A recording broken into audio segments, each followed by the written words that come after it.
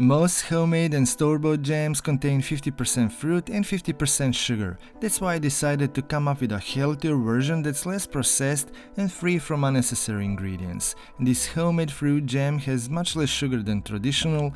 It doesn't use any added pectin or gelatin, which by the way increases the cost of making a homemade jam, and also there's no fussing with sterilizing and canning the jam. But why do they need all that sugar in a fruit jam anyway? Well, sugar is less expensive than fruits, sugar helps thicken the jam, and it's an effective preservative, which means that adding more sugar will protect the jam from going bad. But I'm not gonna use refined sugars and store-bought pectin at all, so to make my low sugar jam thick enough, I can use either pectin-rich fruits and cook it for longer, or I can use natural thickeners like flax seeds or chia seeds. I prefer making my jam in small batches, and for today's recipe I'm going to use blackberries because they're lower in carbs than other fruits and contain higher amounts of pectin, more than strawberries, blueberries or peaches. Anyway, I'm going to add the berries to a pan over medium heat, and I prefer using low white type of pan because it provides more surface area, so the water will evaporate more quickly. And instead of sugar, I'm going to add just 1 tablespoon maple syrup, but it's going to depend on the sweetness of your fruit, so you can add extra tablespoon if necessary. Also, before actual cooking, I'm going to mash the berries using a potato masher in order to bring the natural juices faster and to help activate the pectin.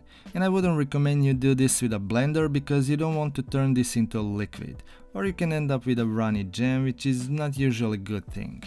Oftentimes, no pectin jams require longer cooking time, but I want to cook my fruits for a short time and retain more vitamins, so I had to use some sort of a thickener. Apples, especially tart apples, are a rich source of pectin, so I'm going to dice 1 medium apple, put it into microwave or steam for a few minutes, and I roughly mash with a fork. With very little effort, I got this thick applesauce that will improve the consistency of the jam, and I add about 1/3 cup this apple mash right into the berries.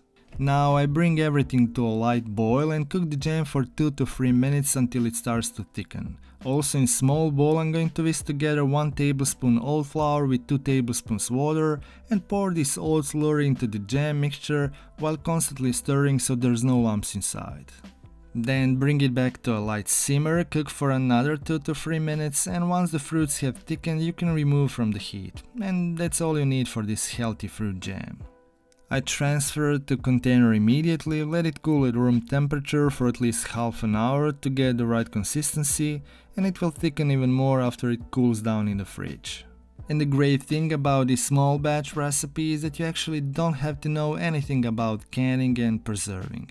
I just store it in a jar and keep in the fridge for an entire week, which is pretty much enough for 2 family breakfasts, if I don't eat it with a spoon while nobody's looking. For chia version of this quick healthy jam I need 2 cups blueberries, 1 tablespoon maple syrup and 2 tablespoons chia seeds. I also mash it up with a potato masher, cook for 2 to 3 minutes, stir in the chia seeds and let it turn into a delicious jam. Look at this lovely consistency. And talking about the application, my favorite ways to eat this fruit jam are filled in these delicious and nutritious oatmeal crepes, spooned into a super quick ricotta and walnut dessert, or just swirled into my regular breakfast oatmeal.